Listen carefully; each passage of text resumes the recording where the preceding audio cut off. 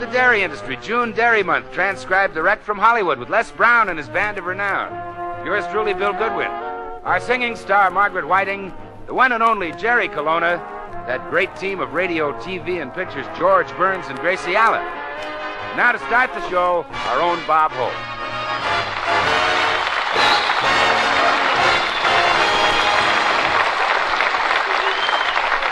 Thank you. Tonight, ladies and gentlemen, we're doing our show for the dairymen of California. Our entire audience consists of dairymen and their families. To get in here, you have to have pull.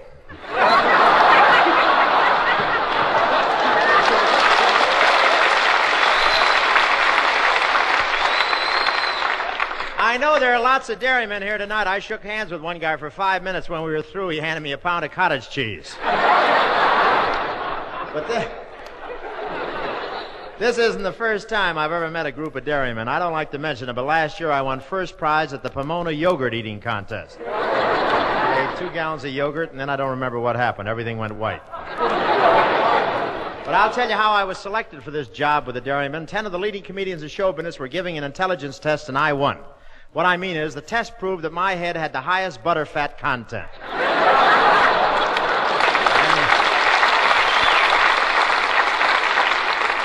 With dairymen, that's what counts. Last year they had Frank Sinatra as their guest. They made him an honorary butter churn.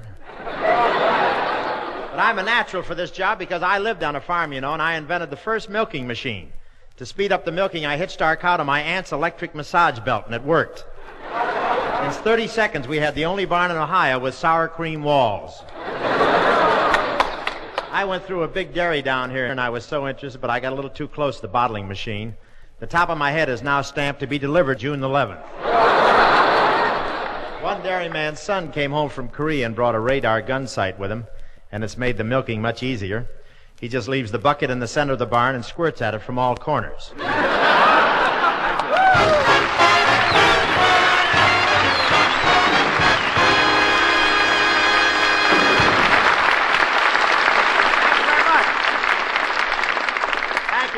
Now, here to salute the dairy industry is Jerry Colona singing the Milkman Song.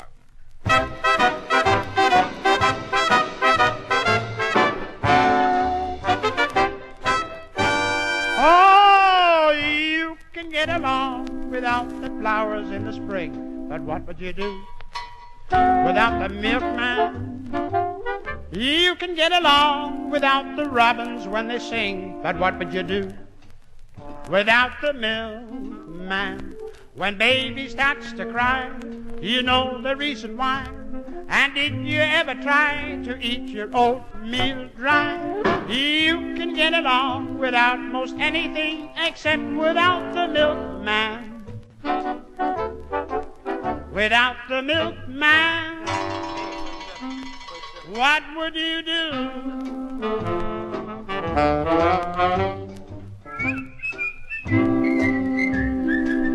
But what would you do without the milkman? What would you do without the milkman? When baby starts to cry, you know the reason why. And did you ever try to eat your oatmeal dry? You can get along without most anything except without the milkman. Without the milkman, what would you do?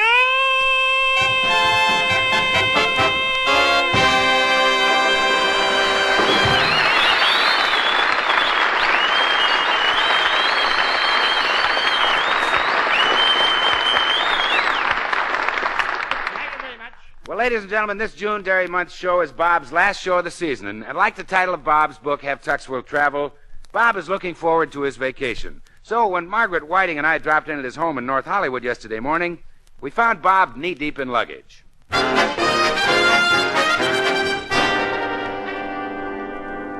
Oh, come in, Maggie. Come in, Bill. Gosh, Bob, what is all this? Did someone die and leave you the sporting goods department of the May Company? Or have you been playing gin rummy with Esther Williams? You better drink plenty of milk, Bill. Next week you'll be paying for it. I'm just getting ready to go on my vacation, Bill. With all this junk? Where are you going? Timbuktu? No, Maggie, I'm going to Santa Monica. Is that all? Well, I can't go just anywhere. I have to take my vacation at a place within 20 miles of Hollywood. Yeah? Why? Well, if he goes any further than that, he gets outside the radius of his book of phone numbers. Careful, Bill, or I'll hide your electric floor polisher and your teeth will look just like everyone else's.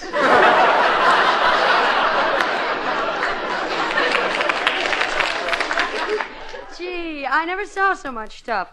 Wouldn't it be easier to move Santa Monica here? Well, maybe I won't bring the outboard motor. It vibrates too much. Oh, it does, huh? Well, what size boat do you use it on? Boat? Bill, if I had a boat, I wouldn't mind the vibration.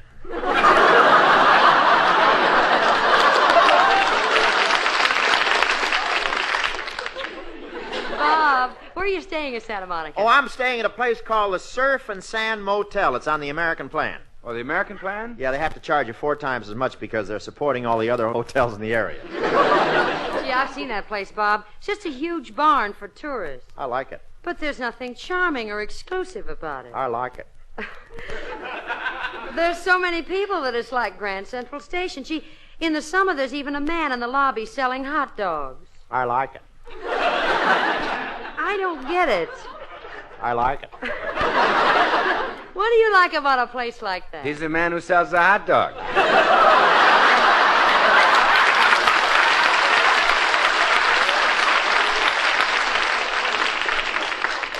I'm the only one on the beach who serves them with mustard, sauerkraut, chopped onions, Tabasco sauce, relish, coleslaw, pickles, cherries, chopped walnuts, and whipped cream.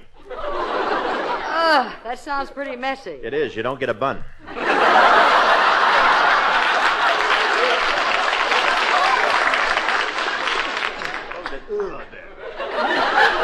Say, Bob, are you going to spend the whole summer at the beach? Oh, 5 days, Bill. Then I fly to Chicago for a benefit, then New Orleans and Miami, then up to New York and Buffalo. Then I fly over to France, Germany, Holland, and England for one-day appearances. And I get back here to start on a picture July 12th. This is your vacation? That's right. Gee, I'm glad I'm not a lazy slob like you.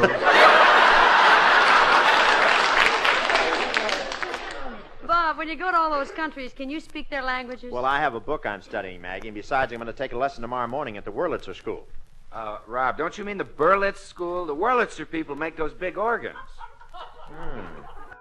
I wondered why they told me to report at 9 a.m. at Angela's Temple.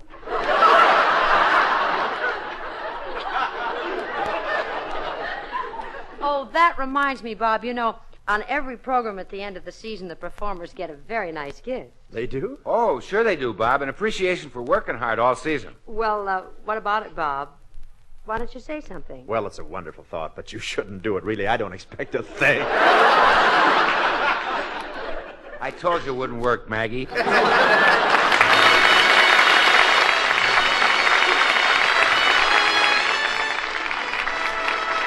Here's Margaret Whiting doing Stowaway with Les Brown's background. Come in, Margaret Whiting, right here.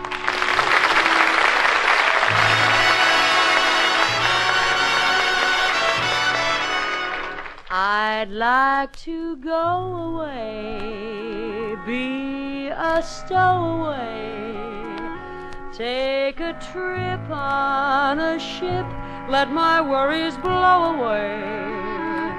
There are still many treasure islands that wait to be explored, and the wide world is full of wonders for me.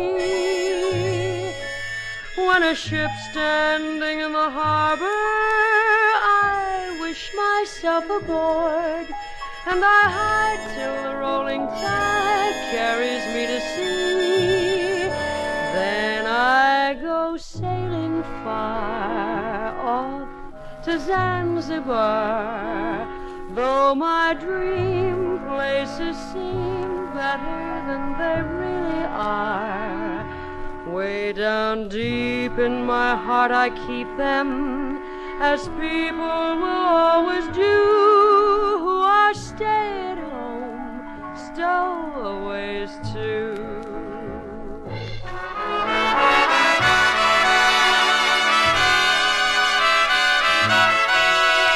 Then I go sailing far off to Zanzibar, though my dream places seem better than they really are. Way down deep in my heart I keep them, as people will always do, who are stay-at-home stowaways too.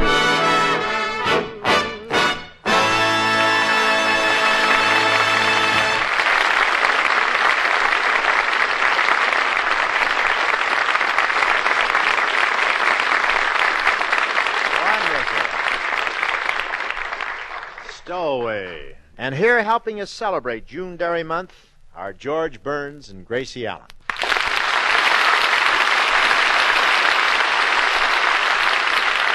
Thank you, Bob.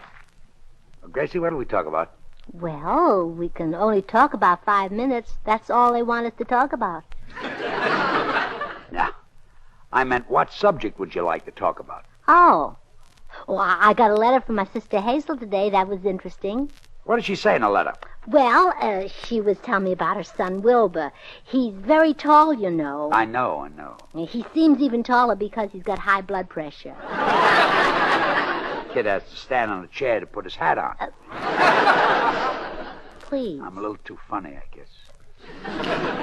High blood pressure is no laughing matter. In fact, Wilbur has to sleep on the floor to keep it lower. Yeah, well, he's smart to know that. Of course, Hazel and her husband haven't seen much of Wilbur because he ran away from home when he was only 39. I bet it upset the folks when they found out the kid was missing. Well, they would have been upset, but they didn't know he was missing for 3 years. How did they find out? Oh, well, you see, every morning Hazel used to bring him up a plate of oatmeal. And after 3 years, she looked in his room and found it full of oatmeal, and she said to herself, well, the poor kid must be sick. He's not eating. That's how she found out he was missing? Mm-hmm. Did she send for the police? No, she ate the oatmeal herself. She ate all that oatmeal by herself? Mrs. Davis wouldn't eat it. Mrs. Davis wouldn't touch it, huh? No. Who's Mrs. Davis? Hazel's housekeeper. She's the one with the 7 sets of twins.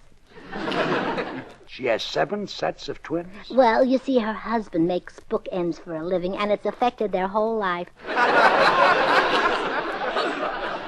Our 5 minutes are up. So, Gracie, say Happy June Dairy Month to everybody. Happy June Dairy Month, everybody. Goodbye, Wilbur.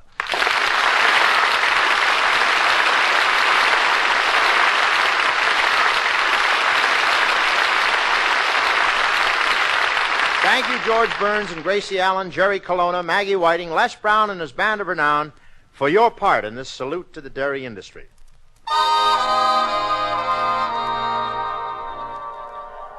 All thanks for the memory of June when we salute a work of great repute.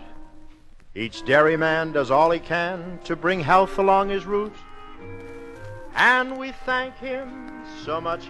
Ladies and gentlemen, that's our salute to one of our country's greatest industries. And we say greatest because everything the dairy industry produces means more goodness in everything we eat, more good health for everything we do. 1 month a year, June, is set aside for Dairy Month.